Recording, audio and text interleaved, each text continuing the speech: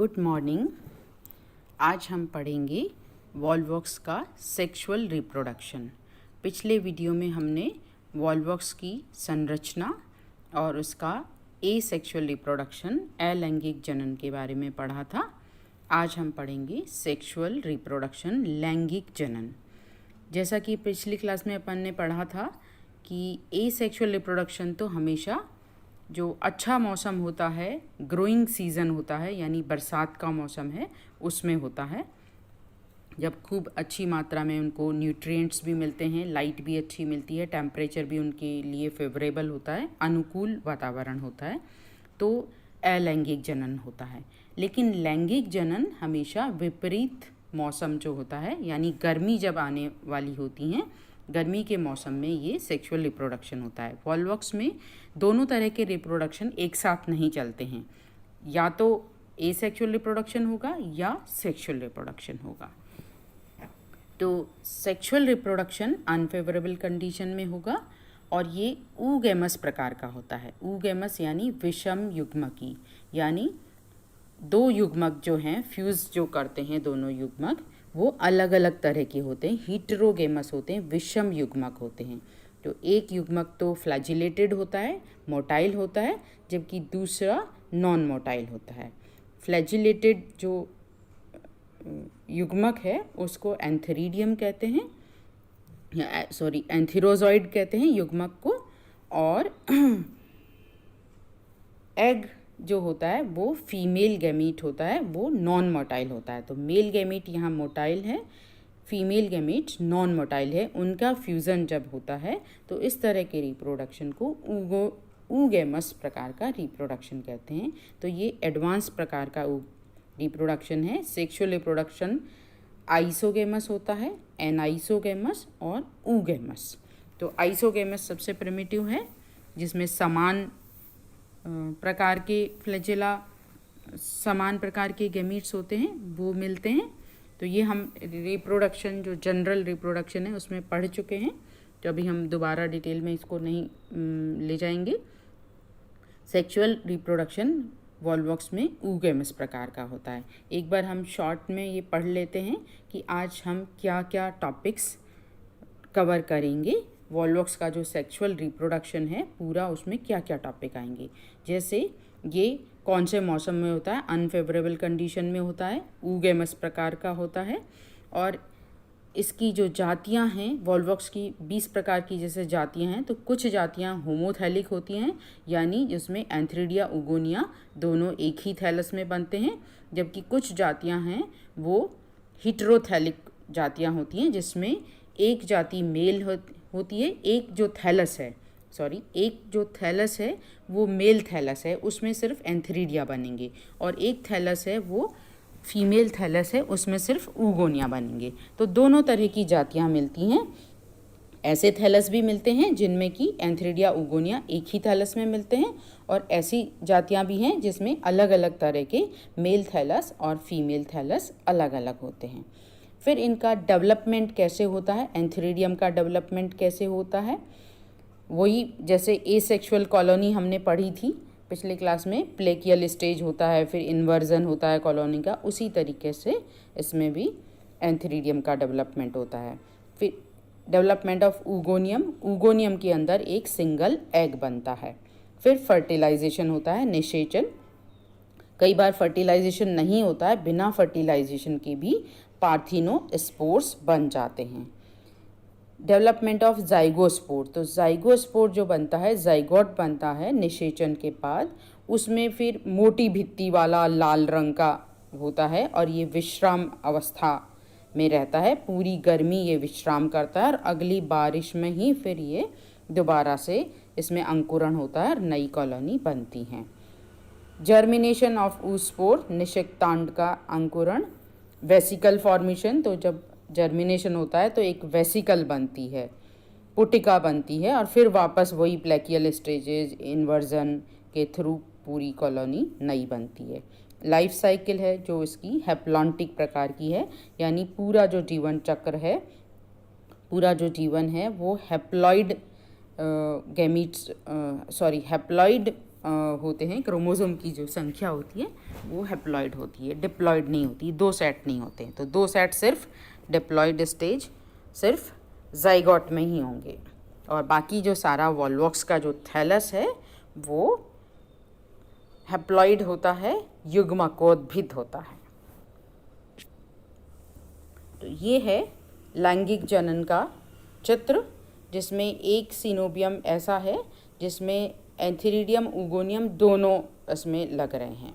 तो उभय लिंगाश्रयी जाति का है ये चित्र, जिसमें आप देख रहे हैं ऊगोनियम है, सब जो सारी कोशिकाएं सरफेस पे हैं। सीनोबियम जो है वॉल्वॉक्स का, सारी कोशिकाएं सरफेस पे ही होती हैं इसमें, और खोखली गेंद के रूप में ये कॉलोनी होती है। हम पढ़ चुके हैं इसके बारे में, कैसे खोखली गेंद के रूप में कॉलोनी होती है, और पूरी सरफेस के ऊपर, सतह के ऊपर चारों तरफ कोशिकाएं लगी होती हैं। वो कोशिकाएं क्लेमाइडोमोनाड टाइप होती हैं, और हर एक कोशिका में 2 फ्लैजेला होते हैं। तो ये आपको दिख रहा है इसमें एंथीरिडियम का ये पूरा गुच्छा है, पूरी कॉलोनी के रूप में है ये गुच्छा यहाँ दिख रहा है, और ये जाइगोट भी इसमें दिख रहा है कहीं, और ये कोशिकाएं दिख रही हैं 2-2 फ्लैजेला वाली, ये दिख रही हैं, एंथीरिडियम के गुच्छे दिख रहे हैं, ऊगोनियम दिख रही है, और जाइगोट भी दिख रहा है। तो इस तरह से सरफेस के ऊपर ही ये सारी कोशिकाएं होती हैं। बस ये कोशिकाएं हैं जो एंथीरिडियम, ऊगोनियम और जाइगोट हैं, वो अंदर श्लेष्मा में धंस जाती हैं, और बाहर जो वेजिटेटिव कोशिकाएं होती हैं वो बाहर सरफेस पे होती हैं। उभयलिंगाश्रयी जातियां हैं, उसमें क्रॉस फर्टिलाइजेशन भी हो सकता है, क्रॉस फर्टिलाइजेशन ही होगा। उभयलिंगाश्रयी जो जातियां हैं उसमें क्रॉस फर्टिलाइजेशन हो सकता है। उभयलिंगाश्रयी है यानी उसमें दोनों तरह की मौजूद हैं, एंथीरिडिया भी है, ऊगोनिया भी है। तो सेम कॉलोनी के भी एंथीरिडिया और जो एग है उसका वो हो सकता है निषेचन, फ्यूज़न हो सकता है, या वो दूसरे थैलस से भी एंथीरिडिया है दूसरे थैलस के एग से फ्यूज़ हो सकता है, दोनों तरह से हो सकता है। तो एक लिंगाश्रयी या उभयलिंगाश्रयी दोनों तरह की जातियाँ मिलती हैं। ये एक और चित्र बता रखा है, इसमें है पुंधानी की उत्पत्ति एवं संरचना, development and structure of antheridium. तो आप ये देख सकते हो चित्र में कि वेजिटेटिव सेल हैं, ये छोटी छोटी हैं, और कोई एंथीरिडियल सेल है वो बड़ी सेल साइज़ की हो जाती है। जैसे गोनीडियम होती हैं, एसेक्सुअल कॉलोनी जब बनती है उसी तरह की गोनीडियम जैसी सेल होती है ये एंड्रोगोनियल इनिशियल, जो सरफेस से अंदर धंस जाती है और उसके फ्लैजेला समाप्त हो जाते हैं, या अंदर खींच लिए जाते हैं या झाड़ दिए जाते हैं, फ्लैजेला विलुप्त हो जाते हैं इसमें। उसके बाद विभाजन शुरू होता है, 2, 2 से 4, 4 से 8, 8 से 16 और 32, 64, इस तरह से 128, 512 तक ये नंबर चलता है।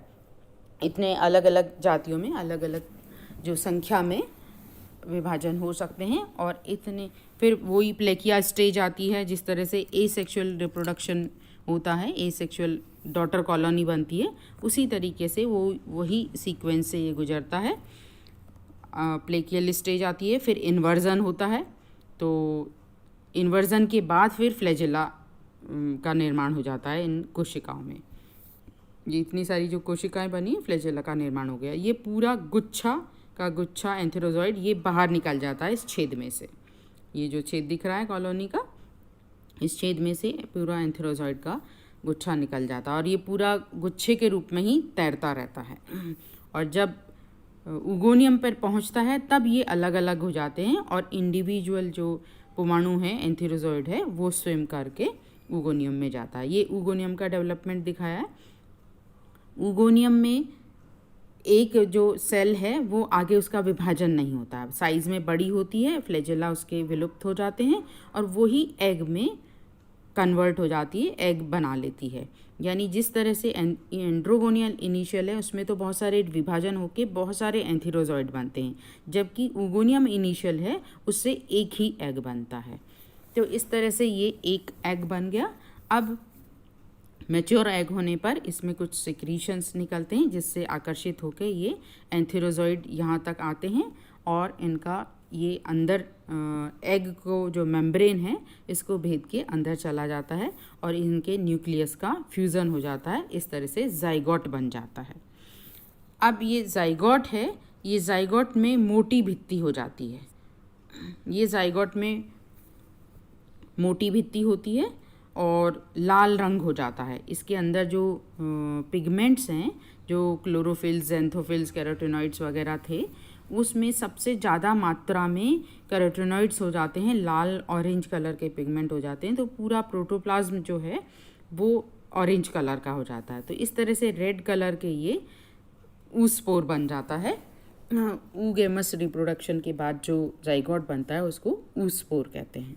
तो ऊस्पोर के चारों तरफ फिर मोटी भित्ति भी बन जाती है। तो ये एक रेस्टिंग स्टेज का भी है। ये जो जाइगोट है वो विश्राम अवस्था में रहता है, क्योंकि अनफेवरेबल कंडीशन में सेक्सुअल रिप्रोडक्शन होता है। तो सेक्सुअल रिप्रोडक्शन के बाद जाइगोट बनता है और ये पूरी गर्मी तालाब की पेंदे में, तलहटी में पड़ा रहता है।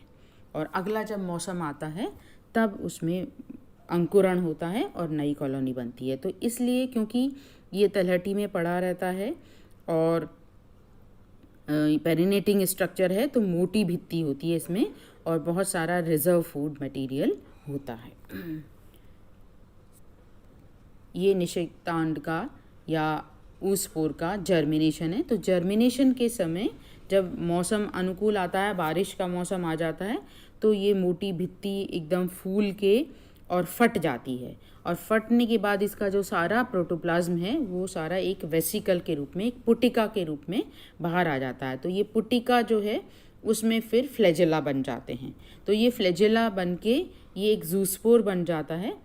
यहाँ एक बात बताने की ज़रूरत है, ये जब जाइगोट है, जाइगोट का अंकुरण होता है, तो जाइगोट का जो न्यूक्लियस है, जो डिप्लॉयड न्यूक्लियस था, जो फर्टिलाइजेशन के बाद बना था, उसमें अंकुरण के समय मियोसिस होता है। तो 4 न्यूक्लियस बन जाते हैं। तो इस तरह से ये 4 न्यूक्लियस बनते हैं। इन 4 न्यूक्लियस में से 3 जो न्यूक्लियस हैं वो नष्ट हो जाते हैं और एक ही जो चल बीजाणु होता है वो बाहर आता है। तो एक ये जो चल बीजाणु है वो मियोस्पोर कहते हैं, क्योंकि ये मियोसिस के बाद बना है, अर्धसूत्री विभाजन के बाद बना है। तो इस तरह से ये मियोस्पोर है, ये बाहर तैरता है और इसमें फिर फ्लैजेला विड्रॉ हो जाते हैं, ये तैरना बंद कर देता है और इसमें फिर विभाजन शुरू होते हैं। इसमें बिल्कुल इसी तरह से विभाजन होते हैं जैसे कि एसेक्सुअल कॉलोनी में हमने पढ़ा था। डॉटर कॉलोनी में प्लेकिया स्टेज बनती है, फिर इन्वर्जन होता है। तो वही कॉलोनी का जो नंबर है वो आ जाता है। हालांकि ये जो कॉलोनी बनती है सेक्सुअल रिप्रोडक्शन के बाद, ये एक इसमें दोबारा एक रिवाइज करने के लिए पूरा ये चित्र बना रखा है लाइफ साइकिल का। इसमें आप ये देख सकते हो किस तरह से ये ऊपर वाला जो गोला है ये तो एसेक्सुअल रिप्रोडक्शन को बता रहा है। इसमें ये गोनीडियम सेल है, ये लेफ्ट साइड में गोनीडियम सेल है, उससे 2 सेल बनी, 2 से 4 बनी, 4 से 8 बनी, 8 से 16 बनी, फिर ये इन्वर्जन हुआ इसमें और इन्वर्जन के बाद ये वापस फ्लैजेला का निर्माण हो गया इन सभी सेल्स में और ये पूरी कॉलोनी बन गई। तो इस तरह से डॉटर कॉलोनी बन जाती है। नीचे वाला जो गोला है उसमें सेक्सुअल रिप्रोडक्शन को दर्शा रखा है। सेक्सुअल रिप्रोडक्शन में इधर लेफ़्ट साइड में आप देखो, लेफ़्ट साइड में ये एंथेरोजॉइड मदर सेल है। इसमें ऐसे ही विभाजन होते हैं, वही 2 से 4, 8, 16, 32 होते हुए कोशिकाएं बनती हैं और ये फिर उसमें इन्वर्जन होता है और ये एंथेरोजॉइड का ये गोला बन गया। ये एंथेरोजॉइड का गोला पूरा बाहर निकल जाता है और फिर ये राइट साइड में आप ये देखिए, ये डेवलपिंग एग है, ये अंदर धंस गई है कोशिका, डेवलपिंग एग है और ये एग इनिशियल है, वही एग बन जाती है, इसमें वापस विभाजन नहीं होते हैं और ये एग बन गया और ये स्पर्म इसके अंदर आया। एंथेरोजॉइड या पुमाणु या स्पर्म एक ही बात है, कई नाम से हम इसको बुलाते हैं। तो ये जो बाईफ्लैजिलेटेड जो स्पर्म है वो एग के साथ फ्यूज़ होके जाइगोट बना देता है और ये जाइगोट से ये निर्माण होता है नई कॉलोनी का। ये जूस्पोर बन गया, मियोस्पोर है। मियोस्पोर में वापस विभाजन होंगे, 2 से 4, 4 से 8, और इस तरह से ये आपको दिख रहा है, ये सीनोबियम, ये नया सीनोबियम बन जाता है। तो ये जो नया सीनोबियम बनता है, इसमें जो पेरेंट कोशिका, जो पेरेंट जो सीनोबियम था, उतनी संख्याएं में कोशिका नहीं बनती हैं, थोड़ी संख्या में कम होती हैं, छोटा होता है ये सीनोबियम। और ये सीनोबियम दोबारा फिर रिप्रोडक्शन करता है एसेक्सुअल। तो 5-7 पीढ़ी तक सिर्फ एसेक्सुअल रिप्रोडक्शन ही होता है इसमें, और हर एसेक्सुअल रिप्रोडक्शन में जो सीनोबियम की संख्या में वृद्धि होती जाती है। और 6-7 एसेक्सुअल जनरेशन जब इसकी निकल जाती हैं, हो जाती हैं, तो सीनोबियम का जो पूरा नंबर है, किसी भी जाति का जो नंबर है, किसी का 500 है या किसी का 50,000 है, उस जाति का वो पूरा नंबर आने में इतना समय लगता है। तो सेक्सुअल रिप्रोडक्शन के बाद जो कॉलोनी बनती है, वो उस कॉलोनी में वो छोटी होती है अपेक्षाकृत, यानी उसकी जो कोशिकाओं की संख्या है उसमें कम होती है। मेन जो कॉलोनी है जिसमें जो ज़्यादा संख्याएं होती हैं, उतनी नहीं होती है। 6-7 एसेक्सुअल रिप्रोडक्शन के बाद वो पूरी संख्या आ पाती है, और उसके बाद उसमें सेक्सुअल रिप्रोडक्शन दोबारा होता है। तो सेक्सुअल रिप्रोडक्शन के बाद कॉलोनी का जो आकार है वो छोटा हो जाता है, और एसेक्सुअल रिप्रोडक्शन के बाद ही कॉलोनी का पूर्ण आकार होता है, और पूर्ण संख्या जो है उसकी जाति विशेष की वो बनती है। तो इस प्रकार से ये सेक्सुअल रिप्रोडक्शन कंप्लीट हुआ। ये एक स्केच के रूप में बता रखा है लाइफ साइकिल, किस तरह से अगुणित लाइफ साइकिल होती है, अलैंगिक जनन और लैंगिक जनन को यहाँ हमने सिर्फ आरोपी उसके क्षेत्र उसमें दिखा रखा है, सिर्फ हमने आरेखी चित्र के रूप में दिखाया हुआ है। Thank you.